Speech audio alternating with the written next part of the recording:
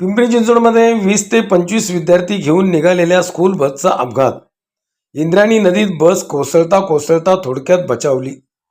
सुदैवाने बसचे चाक पुलाच्या बॅरिकेटिंगमध्ये अडकले, अन्यथा विद्यार्थ्यांसह ही बस बुडाली असती. चरोली गावालगत हा अपघात दुपारी 3:30च्या सुमारास झाला.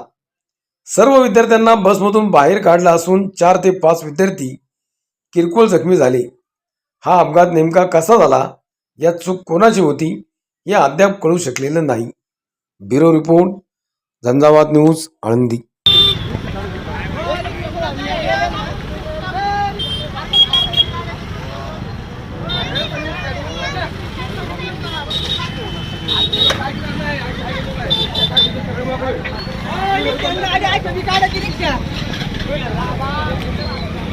कुठं काय गाडी आलती का इकडे कशी घातली काय ब्रेक फेल मानते हिला कशी गेली काय ना